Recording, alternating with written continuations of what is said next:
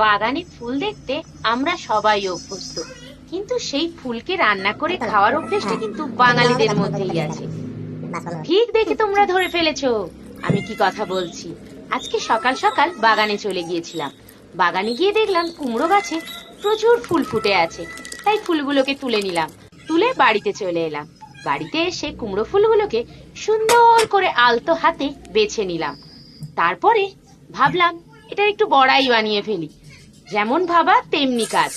একটু বেসন গুলিয়ে ফেললাম, বেসনের মধ্যে দিয়ে দিলাম অল্প পরিমাণে কালো জিরে, একটু জোয়ান আর একটু পোস্ত, তারপরে একটু হলুদ আর পরিমাণ মতন লবণ দিয়ে ভালো করে বেসনটাকে ফেটিয়ে নিলাম। ফেটিয়ে নেওয়ার পরে সুন্দর করে এই আলতো হাতে বেছে রাখা কুমড়ো ফুলগুলোকে দিয়ে দিলাম বেসনের মধ্যে। তারপরে সুন্দর করে এপিট ওপিট লেপটে নিলাম। কিরকম ভাবে লেপটেছিলাম জানো? দেখে মনে হচ্ছিল দুজনে দুজনের সঙ্গে প্রেম করছে।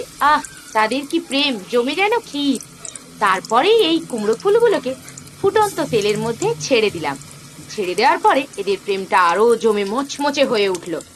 তারপরেই মনে হলো এই মচমচে ফুলগুলোকে সোজা মুখের মধ্যে চালান করে দিই। ওদের প্রেম কেমন হয়েছে তা জেনে আমি কি করব, কিন্তু আমার মুখে চালান করলে সেই প্রেমটা আরো ভালোভাবে জমে যাবে। আহ, সে কি মুচমুচে ভাব, কি স্বাদ! তাই সুন্দরভাবে ভেজেই মুখের মধ্যে চালান করে দিলাম গরম গরম কুমড়ো ফুলের বড়া। এই বর্ষাকালে গরম গরম এরকম বড়া খেতে সবাই আমরা ভালোবাসি, আর তাও যদি বা হয় এই কুমড়ো ফুলের বড়া গরম ভাতের সঙ্গে জমে যায়। আমিও ঠিক সেই কাজটাই করলাম।